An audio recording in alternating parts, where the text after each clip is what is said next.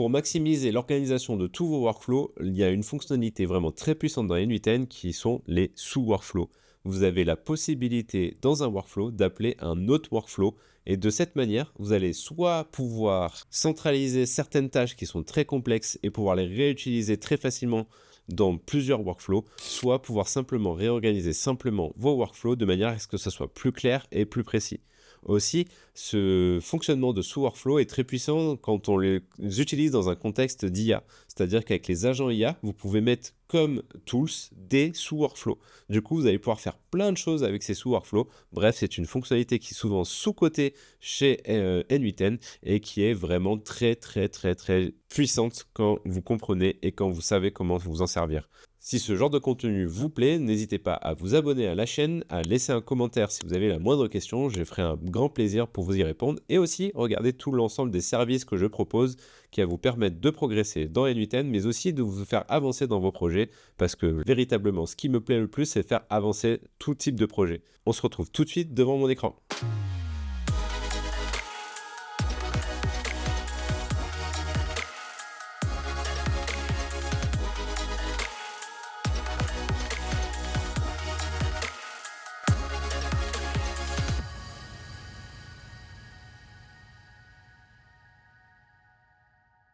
Donc la puissance des, sous-workflows sur n c'est vraiment un outil qui est souvent sous-coté, mais moi j'adore, j'utilise à toutes les sauces et je vais vous montrer concrètement comment je l'utilise moi au quotidien, dans mes différents workflows.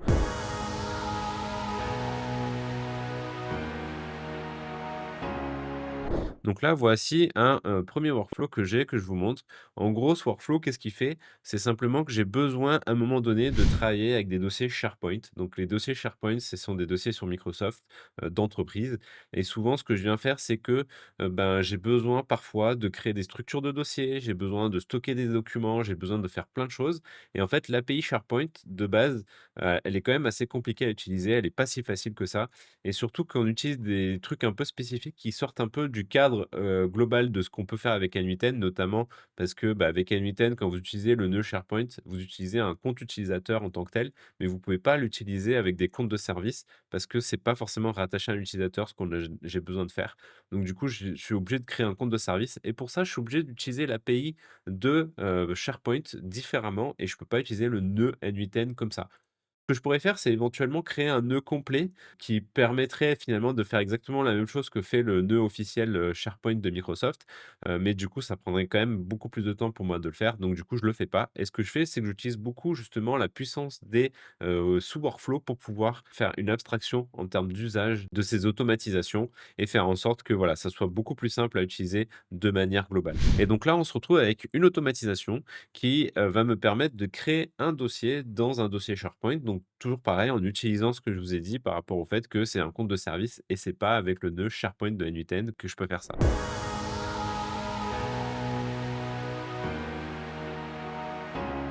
Et donc pour ce faire, ce que je fais, c'est que, ben, j'utilise un nœud principal que j'ai appelé API Service de Microsoft et donc là-dedans, c'est un workflow à part entière que j'ai créé, qui va me permettre de faire toutes les opérations dont j'ai besoin de faire, directement dans mes différents workflows et comme ça, vous voyez qu'ici, ça exécute automatiquement un sous-workflow dans mon workflow global.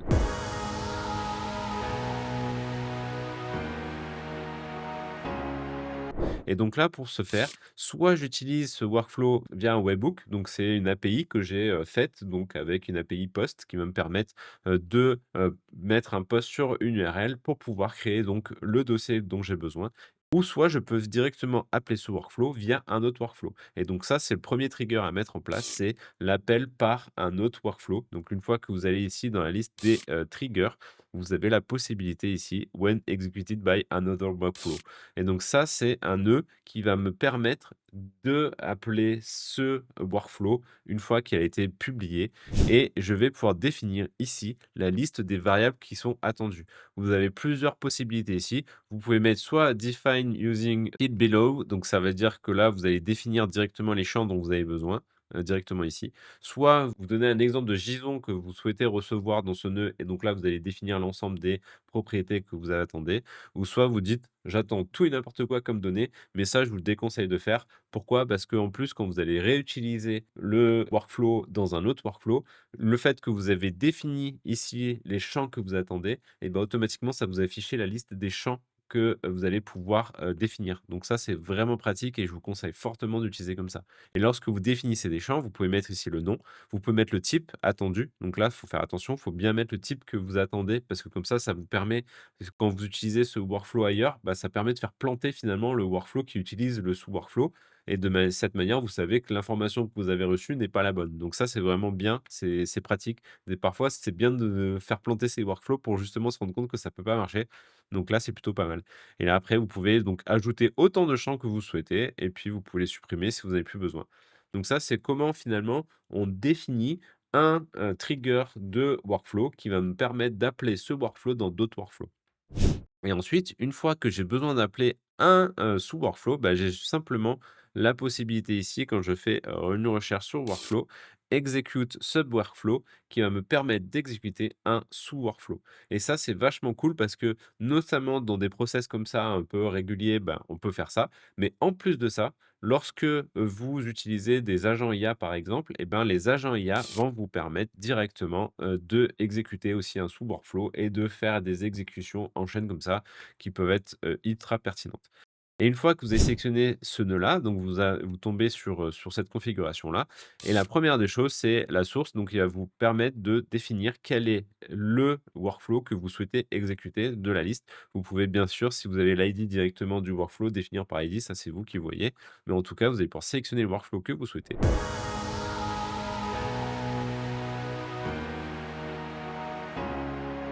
Et ensuite, ce que vous allez venir faire ici, c'est définir l'ensemble des propriétés qui ont été définies, lorsque vous avez le trigger là de sous workflow, enfin ce qu'on a vu ici, donc la liste de propriétés qu'on a définies ici, elles vont se retrouver automatiquement affichées ici et vous allez pouvoir remplir les valeurs comme on le ferait sur un autre nœud.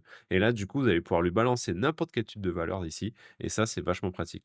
Du coup, moi, j'ai d'autres valeurs qui sont possibles mais que je n'ai pas utilisées, mais vous voyez qu'ici, j'ai bien la liste de toutes les valeurs qu'attend mon workflow et donc ça, c'est très pratique et c'est très puissant. Aussi, j'ai la possibilité d'activer la petite option ici qui va me permettre de dire, bah voilà, si c'est un nombre, je sais que ça vient sous format de string, donc sous format de chaîne de caractères, bah là, il va essayer de caster, de convertir dans le type attendu pour que ça se fasse automatiquement et que vous n'ayez pas besoin de gérer ça. Ensuite, vous avez la possibilité soit d'exécuter ce sous-workflow avec l'ensemble de tous les items. Donc, si par exemple, vous avez en entrée 50 items, il va les exécuter une fois sous workflow avec les 50 items. Donc, dans l'entrée, vous allez avoir 50 items qui vont arriver. Et là, vous pouvez faire tous les process sur les 50 au fur et à mesure. Soit vous pouvez dire, bah non, tu exécutes un à un parce que tu sais pertinemment que dans ce workflow-là, dans ce sous-workflow, il ne peut pas gérer plusieurs entrées. C'est possible. Bah, là, à ce moment-là, tu dis un par un. Donc, à chaque fois, il va exécuter ce workflow entrée par entrée. Donc s'il en a 50, il va exécuter 50 fois le workflow. Donc ça dépend de ce que vous avez besoin de faire. Et ensuite, dans les options, vous avez la possibilité de dire ici, si vous attendez par défaut, ça attend la réponse du sous-workflow. Donc, par exemple, si dans le sous-workflow, vous avez des traitements qui sont très longs, bah, potentiellement, vous n'avez pas besoin d'attendre le résultat. Vous pouvez décocher cette case et comme ça va exécuter ce workflow dans une autre tâche. Et du coup, ça va pouvoir continuer votre process de votre workflow actuel et donc, du coup, faire finalement des tâches vraiment en parallèle.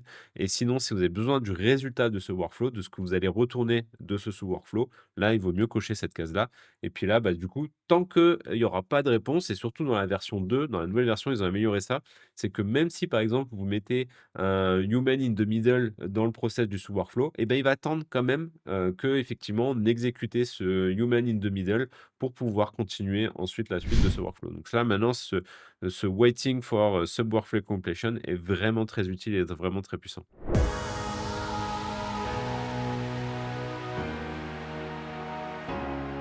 Une fois que vous avez fait ça, vous n'avez pas grand-chose d'autre à faire.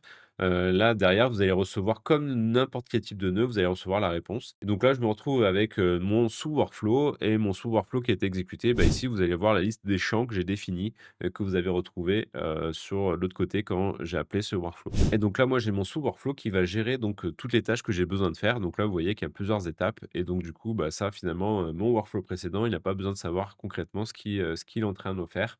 Lui, ce qu'il veut, c'est le résultat final. Donc là, c'est le résultat que moi j'envoie ici. Donc dès que ce nœud a fini, bah, hop, il me renvoie le résultat de ce nœud directement dans mon workflow précédent. Voilà, j'espère que cette vidéo vous a plu. En tout cas, j'espère que vous avez appris des choses sur les workflows et sous-workflows et que ça fera partie de votre usage quotidien. En attendant, si vous avez des questions, n'hésitez pas à les poser en commentaire. Si ce genre de vidéo vous plaît, n'hésitez pas à vous abonner et mettre un pouce bleu pour me soutenir. Ça sera vraiment très appréciable de votre part. Et en tout cas, je vous dis bon apprentissage et à très vite pour de nouvelles vidéos.